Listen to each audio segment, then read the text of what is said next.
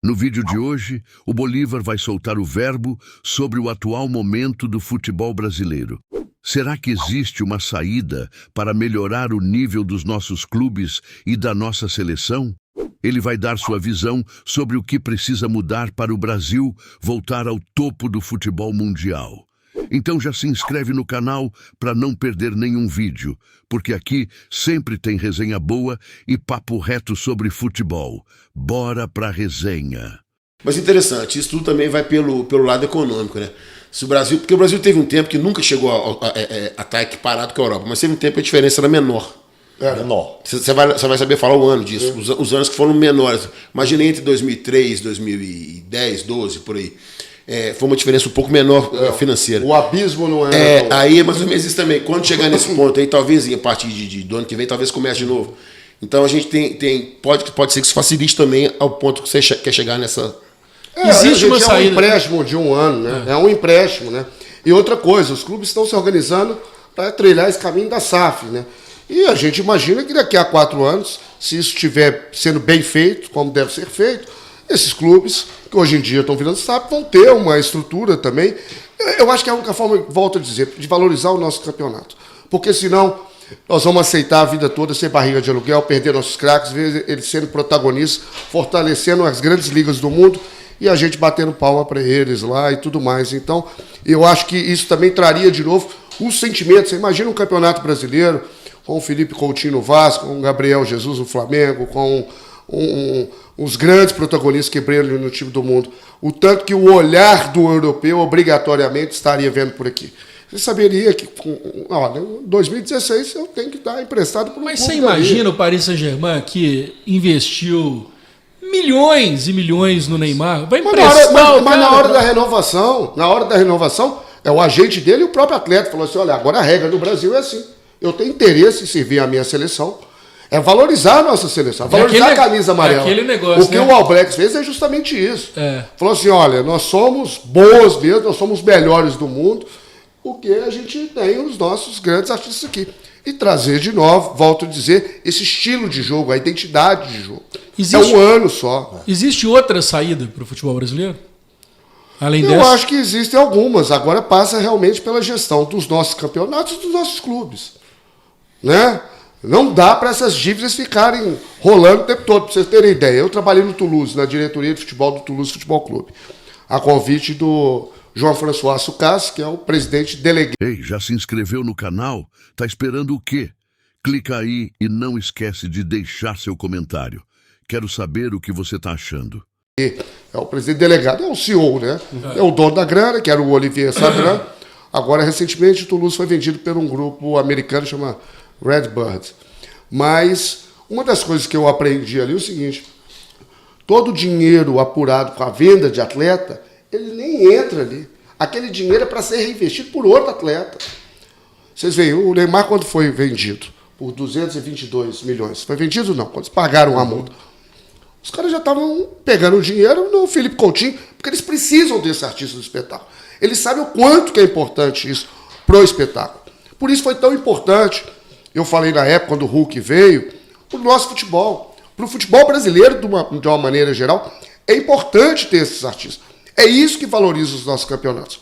Além da qualidade de jogo, obviamente, e além da credibilidade, que é uma coisa que sempre faltou, de certa forma, no nosso futebol. Bolivar, você começou respondendo essa pergunta do Fosso aqui agora, falando sobre gestão de times e de campeonatos. Você acredita que os dirigentes brasileiros vão conseguir se organizar e fazer uma liga? Que é uma coisa que pra gente aqui é impossível. Mas você está com uma outra visão, um outro estudo. Você acha que isso é possível? Marcão, eu fiquei muito impressionado, e bem impressionado, confesso, quando eu vim com a Federação Francesa de Futebol ao Brasil. Para mim foi uma missão muito valiosa. Nós estivemos na CBF, depois eu tive com o Pierre Jacqui em Erechim, na Liga Final de Futsal, lá contra o Atlântico e tudo mais. Depois fomos em Santos, estive lá no Sorocaba, com o Felipe Drummond, que é o presida lá, e criou o clube, o Magnus Futsal, deve ter 6 anos. Já é 3 vezes campeão intercontinental, um cobra criado, é um gestor e tanto. Acho que chegou até a ser cogitado para vir para o Cruzeiro. É um ótimo gestor. Tivemos no Santos Futebol Clube e trouxemos ele em Belo Horizonte também, no Minas. Fiquei orgulhosíssimo com o Minas, hein? É, o Quando Minas o é Mineiro. demais. O Minas é uma coisa de orgulhar. É uma potência. Eles ficaram impressionados. E uma das coisas que me impressionou positivamente é a qualidade dos nossos gestores. Rapaziada nova, preparada, o negócio. Então, eu vejo esses profissionais entrando na indústria de uma forma muito positiva. Agora, uma coisa que o Pierre Jacquet me chamou a atenção. Pierre é técnico da França de futsal. Ele falou comigo, o problema no Brasil, pelo que eu percebi, é que vocês estão sempre começando. Na França, existe um manual. Você vai fazendo certo, aí então até aqui deu certo. A partir daqui, independente de quem entrar depois, você vai seguindo a partir daqui. Aqui eles vão alternando o poder dentro dos clubes ou dentro Começa desse do negócio, zero. rasga tudo e começa sempre do zero. Nós estamos sempre voltando lá atrás. Sabe? Essa é uma grande questão. Então, isso dá para fazer. A partir do momento, desculpa, que pessoas do meio comecem efetivamente a implementar esse tipo de situação. Não dá para cada gestão ou a cada negócio eu fazer da minha cabeça aquilo que foi feito. Isso tem que ter. É tudo no manual mesmo. Todas essas diretrizes, esse negócio, é dali para frente. É igual no Exército, Ordem Unida. Depois que você atinge determinado nível, agora é só para cima. Não tem como estar sempre reconstruindo, sempre começando. Então, eu tenho, claro que tenho, uma expectativa muito grande, porque nós temos um produto muito valioso. Demais. Que é muito mal trabalhado e muito mal vendido. Mas que existe potencial, existe. Nós não temos dúvida que os nossos jogadores são os melhores jogadores do mundo ainda. O Brasil continua sendo ainda o grande exportador, né? A final da Champions era o país que mais foi representado na final da Champions, foi o Brasil. É isso que eu estou falando. Então todos brilham nas grandes ligas e a gente aqui conhece o futebol, entendeu? Tendo uma matéria-prima, tendo um produto. Eu tenho convicção também que a gente tem um produtaço na mão. Porque a gente tem uma coisa que é fundamental para isso, que é o público consumidor. Exato, também. Né? Então você vê hoje, por exemplo, o Flamengo com uma média de 55 mil pessoas por jogo. O Palmeiras com uma média de 40 mil. O Atlético com uma média de 30. Cruzeiro, Corinthians 35. também com a média de 35. O Cruzeiro, Fortaleza com uma média altíssima. Brigando para não... Público tem, gente. Público tem. O brasileiro é apaixonado por futebol. Público tem e qualidade dos nossos atletas tem também. E as nossas arenas também, depois dessa reforma, claro, uma coisa ou outra, um estádio ou outro, né? Mas de uma maneira geral. E outra coisa, nós temos uma competitividade muito grande, né? É muito difícil ganhar um campeonato brasileiro. É muito complicado. Nós temos, querendo ou não, sempre grandes concorrentes ao título, né? Não se restringe a 1, 2, 3. Está mudando um pouco. Está mudando um pouco. Nos últimos 2, 3 anos está mudando um pouco. 3 times estão brigando, efetivamente, então, 3 times estão mudando. pelo título. Né? Mas, de uma maneira geral, são 12 camisas, 20 clubes, uma torcida apaixonada, estádios lotados. Então, eu acho que dá para a gente fazer um produto muito melhor do que nós temos atualmente. A gente corre o risco de acontecer o que chamam de espanholização, né, no futebol brasileiro? 2, 3 times brigarem para sempre? Eu acredito que sim, né? Agora o futebol é sempre muito cíclico também. Não, né? Na Espanha não tem esse ciclo. Né? Você tem lá Real Madrid, Barcelona, às vezes o Atlético de Madrid. Uma vez na história, La Coruña. Valência, uma outra vez só. Então, assim... Lá, Portugal também, né? Portugal são os é o três. Benfica e o Porto. E o Aí Sport. depois de 19 anos o Sport. Na França, foi o Lyon com aquele avassalador. Depois entrou o Paris Saint-Germain.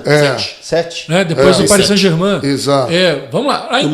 Na Inglaterra que você tem uma disputa maior. Você tem 6, 7 times. A Alemanha é uma piada, né? A Alemanha são 2, né? A Alemanha Amanhã é um, né? Um e meio, né? Porque o Borussia às vezes vai ali. Agora, o Bayern busca o 11º seguido agora.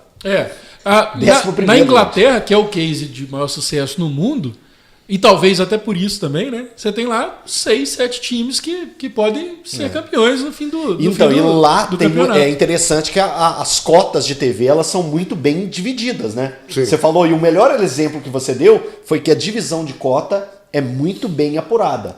Então, pode ser esse um caminho para a gente buscar aqui para não ter 3 brigando pelo título, e sim 8. E é justamente isso que se tenta evitar, né? Mas o Flamengo acha que faz um campeonato sozinho, né?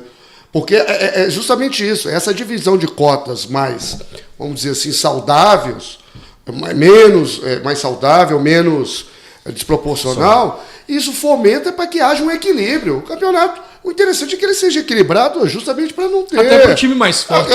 Claro, né?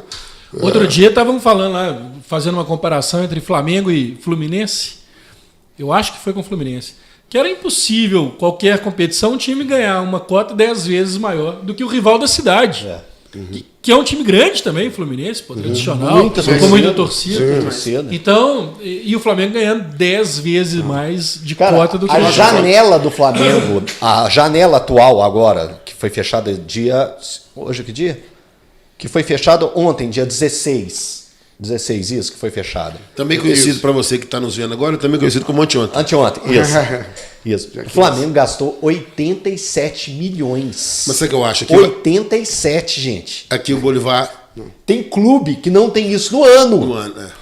O Bolivar falou um negócio muito certo aqui sobre o que o francês falou. Já que a gente falou de você pega você sempre está começando. Sim. O Flamengo sofreu, mas 12, 13, 14 principalmente, começou a arrumar a casa. A partir do agora o Flamengo, com certeza. Mudou. Agora o Flamengo já está nessa fase que você está falando de tocar o barco. O Atlético e o Palmeiras ainda estão meio dependentes de mecenas. Questão dos meninos aqui da MRV e o Palmeiras com a Crefisa. Mas estão implementando. Sim, mas vamos compliance, todas as regras de gestão. Justamente para que não haja isso novamente. Essa ideia, vamos ver quando chegar nesse ponto aqui que você falou, que é o ponto de agora vai no piloto automático aqui, que o Flamengo conseguiu. Não quer dizer que também daqui a 2 anos não vão cagar tudo, não é isso? Mas o Flamengo conseguiu. Vamos ver se Palmeiras e Atlético vão conseguir também. Sim. Porque os outros estão longe. Corinthians, quando você acha que vai... Corinthians e São Paulo, principalmente, que estão mais perto ali dos três. Então, Corinthians e São Paulo. Quando você acha que vão, não estão indo também. Né? Então, assim, acho que... E aí o Flamengo... já tem essa arrogância natural. Quando chega com a máquina andando, velocidade de cruzeiro lá em cima, é difícil segurar essa arrogância. É difícil. Valeu demais por ter acompanhado até aqui. Se curtiu o vídeo, já deixa seu like, comenta aí o que achou e se inscreve no canal para não perder nenhuma resenha. Tamo junto e até a próxima.